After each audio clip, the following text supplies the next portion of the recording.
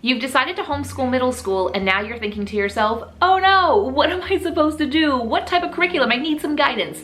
Well, I'm gonna share that with you here today. I'm gonna show you what we used for my homeschooler last year in 7th grade. Welcome to my channel. I'm Leigh from Little by Little Homeschool, and I'm so glad you're here. Right here on this channel, I just share all the homeschooling things, and today I'm gonna share with you some curriculum.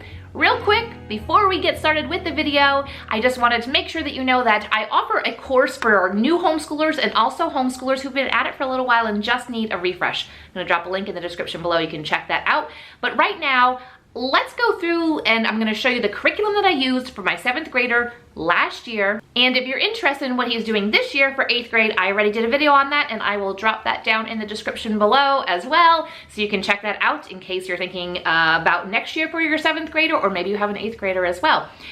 Okay, so let's go ahead. I'm gonna share with you. I had to go back and get my list, and I need some coffee here.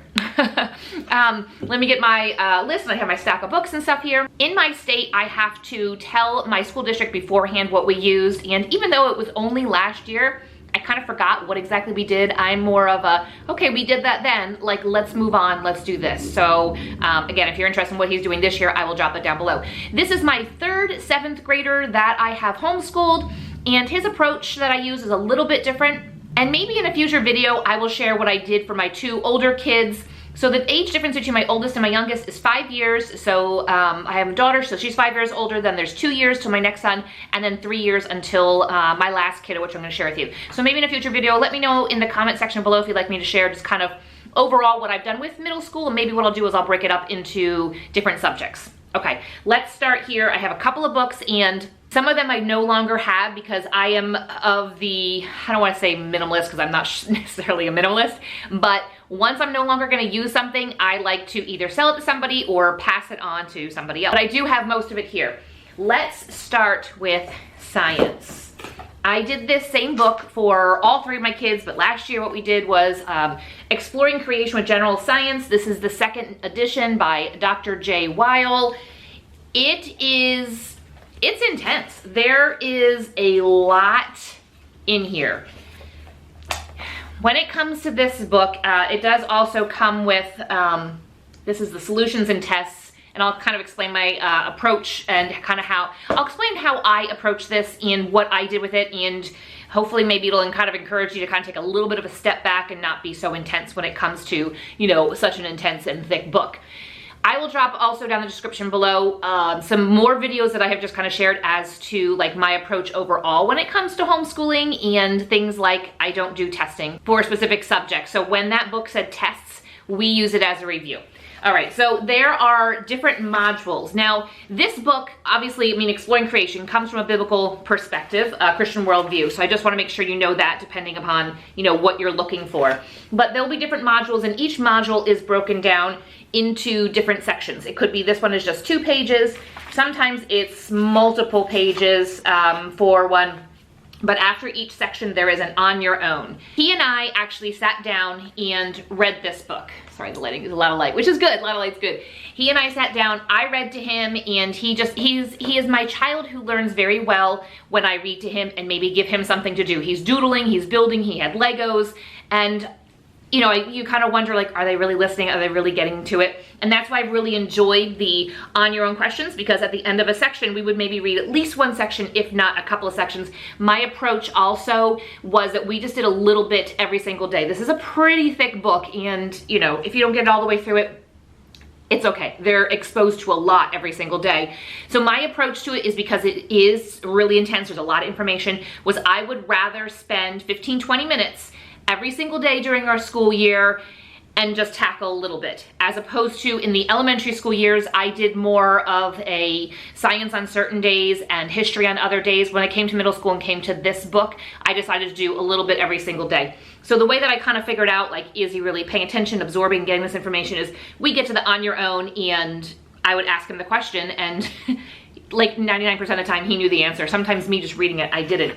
At the end of each module, are the answers to those. So I just orally would ask him the question, and then the answers are right here. You don't have to look for the answers, and I would just read the answer. Even if he gave me the correct answer, I would read the answer that they gave, just as a little bit more of a solidification. Sometimes the answers that they gave were more, they expanded upon it more than he necessarily did.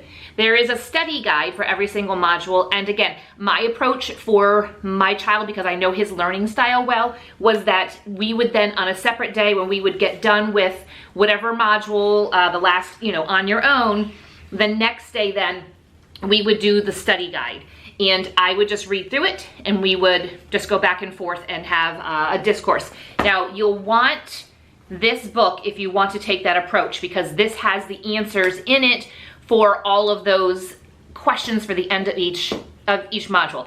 Now, sometimes it was a bit intense, and I was like, okay, there was just a lot to discuss, and so on those days, I would then maybe only do half of the study guide, and the next day we would do the other half of the study guide. There are experiments that are in here, and this is my third child that I have gone through this book with, and he's very aware of science. He participated in all of these experiments when we did them with his older brother and sister. And so I would just kind of read through the experiment a bit, and he has done so many experiments. He's very science-minded that we didn't necessarily do many experiments. So as a older homeschool mom, I don't even feel guilty about that. I feel a little guilty saying it, but like inside, I'm like, I feel absolutely no guilt about saying that we really didn't do any of the experiments. But like I said, I mean, he's done so many experiments that even me just reading through the experiment and saying, we've done so many floating kind of things in water, he was like, oh yeah, I understand. And he would sometimes explain it to me. So he's a science-minded student. If maybe your child isn't science-minded, then maybe do the experiments. And because this book is so thick, this is based, geared towards 7th grade. There is another 8th grade. It has a different title and stuff, but it is of the same series. If you have a science-minded child, in my 8th grade curriculum video I did not share the 8th grade level of this series, because I opted not to do that this year for him. We decided to do something else, and you can check out that video. But if you wanted to, because there's so much information in this, and your child is not science-minded, but you want to do all the experiments, you want to kind of take your time, you could take 2 school years and do this. You could split it in half and really dive in deep. I give you permission to do that, because guess what? You're the homeschool mom. You get to make the rules. All right, let's go on to another subject. Let's talk about history. We did last year the Mystery of History. This is, volume 4. So that means that we did volumes 1, 2, and 3 previously in the 3 previous years of this. So in 7th grade was his last year to do volume 4. It goes up to, I'm sure she doesn't have another book. Again, this comes from a Christian worldview. So I just want to make sure you know that, if that's, something that's important to you, or something that you don't want to add. But the last lesson talks about, Revelation and stuff like that. But before that, sorry, I should have looked before. Okay, the last lesson goes up to 2014, which isn't that long ago. But I just kind of filled in time since then. When this book first came out, I was doing it with my kids previously, and it was like hot off the presses. But this is, for me, this is my second time going through this entire series. I started it when my daughter was in 3rd grade, did the 4 years with her. I think I was able to take a break for a year, I think. And then started back with him with volume 1, because he did listen to it previously, volumes 1 to 4, but he doesn't remember because he would have been like in preschool, kindergarten, or something like that. So that's what we did for history. When it comes to the Mystery of History, fantastic series, absolutely love it. She has like CDs, she has a lot of different things that you can fill in. If you want to really bulk up your history, you can do a timeline, you can do all kinds of things. Again, old homeschool mom here. Last year, we just sat on the couch. I would read a lesson to him, and we would discuss it for a few minutes afterwards, and history was done in about 15 minutes every day. And that was just my approach that I took for him last year, and it worked quite well. To me, it was a good exposure to all these historical time periods for all doing the Mystery of History. And if he becomes interested in any specific one, we can dive in deeper if we want to. Next subject, let me go on to math. I do not have the math. Because he's my last kiddo, and he's not going to do this math again, so I think I gave it or sold it to a friend. The math that he did was Saxon 1/2 algebra. So basically it's pre-algebra. He also did the Nicole the Math Lady, same as I talked about in the 8th grade curriculum. This is our 2nd year of using her. Love her. I will drop her link in the description below. She does an entire lesson that just is online. So he watches the lesson and then would do the work, and then I would check it, he would correct it, and we would go back and forth on that. This approach has been really helpful, especially when you get to the middle school and high school level maths, the ones that I don't really remember every single little step when it comes to the elementary years. Like, I know 2 + 2 = 4, I can do long division, I can do those types of things.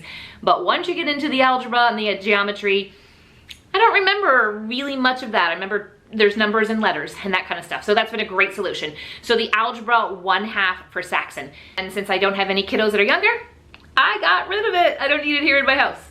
Next thing, let's talk about writing. I did a couple of different things with him. Well, I guess for the writing, I tried out for the 2nd time. First time I failed when they were in elementary school. I tried doing Institute for Excellence in Writing.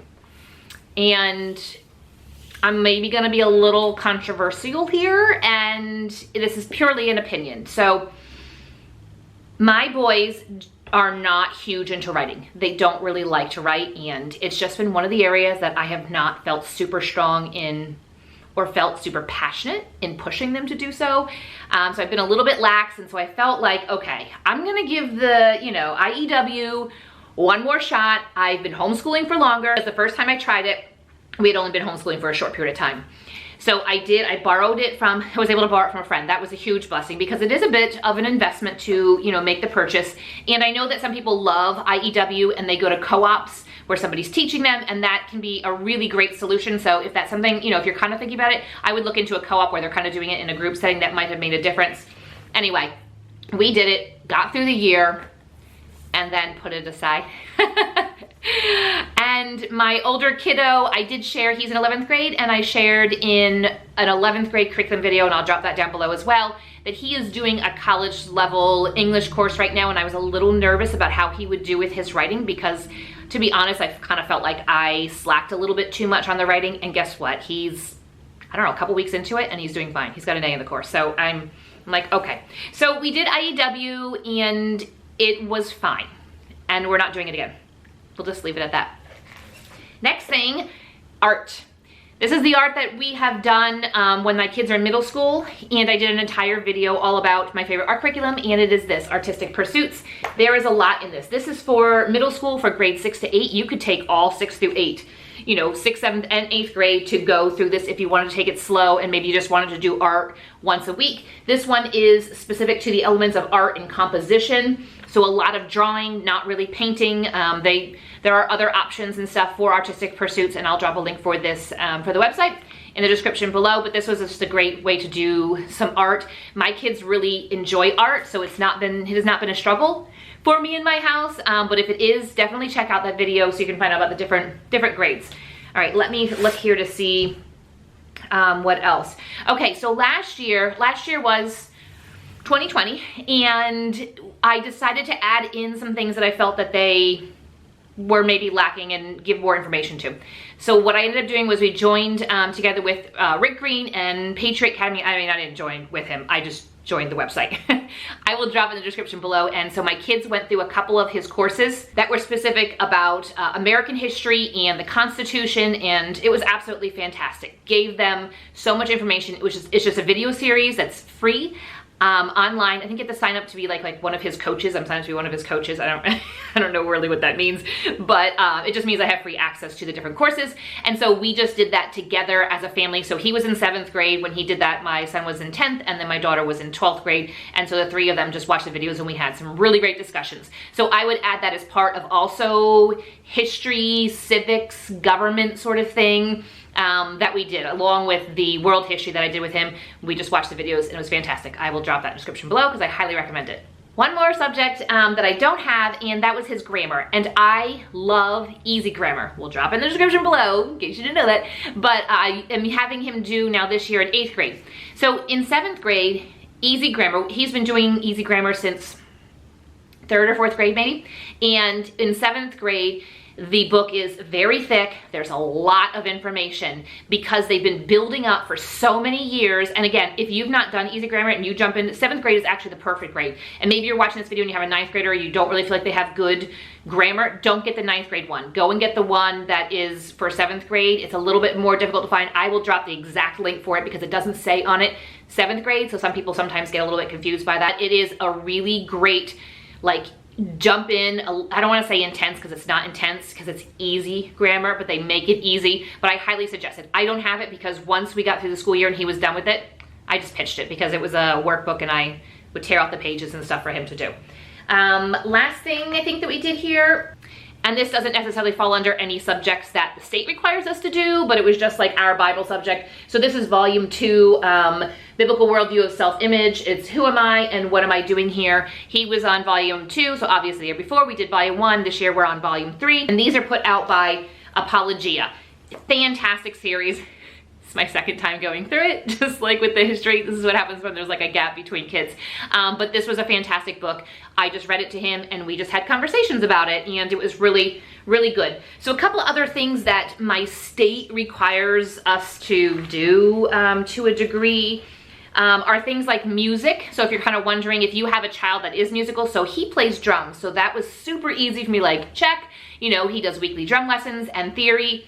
And I'm not necessarily concerned about that. So if you have a child that's musical and taking lessons, like that's their music for their class. We're supposed to do like physical education, and I just write like regular family and group fitness because they would go like to Awana and play games and stuff. I'm like, they're bike riding, we go skiing, we go do all these kinds of things. And yeah, I think that's it.